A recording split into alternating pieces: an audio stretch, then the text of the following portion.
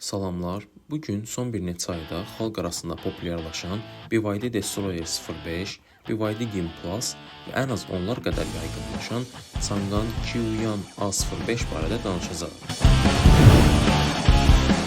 Bu iki model təxminən 2024-ün ikinci yarısı Azərbaycan bazarına təqdim olunmuş, istifadəçilər tərəfindən münasib və seçilməyə dəyər variant kimi qəbul edilmişdir. Bu avtomobilin alıcılar tərəfindən niyə rəğbət gördüyü barədə biraz sonra danışacağıq. İlkin olaraq avtomobillər barədə məlumat verməklə başlayaq. BYD Destroyer 05 1.5 litrlik 4 silindrli benzin mühərriki ilə təchiz olunub. Daxili yanma mühərrikdən 110 at gücü, 135 Nm tork əldə olunur. Avtomobil daxili yanma mühərrik və bərabər elektrik motoru ilə hibrid rejimdə işləyir. Elektrik motoru isə daxili yanma mühərrikdən fərqli olaraq iki seçim ilə təklif olunur. Bunlar 121 kW və 145 kW mühərriklərdir. Amma ölkəmizdə əsasən 121 kV-lıq model gətirilib. Bu elektrik motoru benzin mühərriki olmadan 55 km məsafə qət edə bilir. Bununla yanaşı avtomobilin performansına 180 at gücü, 316 Nm tork əlavə edir.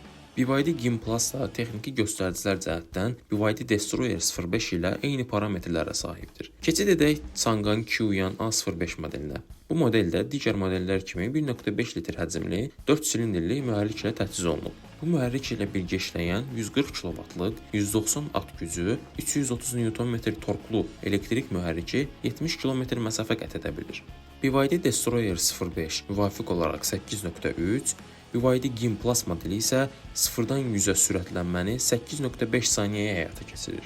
Changan Qiuyan A05 modelində isə 0-dan 100-ə sürətlənməsi 7.9 saniyədir. Hər üç avtomobilin maksimal sürəti 185 km ilə limitlidir. Bu avtomobillər əsasən şəhərçi istifadəyə uyğun olaraq dizayn edilmiş nəqliyyat vasitələridir. İnteriyer, eksteryer. Hər üç avtomobil son texnologiyalar ilə təmin edilmiş müasir avtomobillərdir. BYD modelləri 12.8, Qiuyan A05 modelləri isə 15.4 inçlik ekranla təchiz olunub. Avtomobillərin ekranları sürətli və funksionallıq cəhətdən premium markalar ilə müqayisə edilə bilməsə də, daxili dizayna özünə məxsus müasir və texnoloji görüntü qatır. Hər üç avtomobilin xarici görünüşü müasir avtomobil dizayn dəbinə tamamilə uyğundur. Bu modellər ölkədə avtomobillərin xarici təbəqələrinin çox həssas olması ilə tanınır. Modellərin müstəqil qlobal proqramlarda testlər olmasa da, vətənləri olan Çində C-NCAP sınaqlarında maksimum nəticə olan 5 ulduzla dəyərləndirməsi xeyli düşündürücüdür. Bəzi testlərdə isə BYD Destroyer və Qiuyan A05 modellərində qəza zamanı yanacaq sənindən sızmalar müşahidə olunub. Bəs istifadəçilər niyə bu avtomobillərə üstünlük verir? Alıcıların bu avtomobili seçmək üçün ilkin səbəbi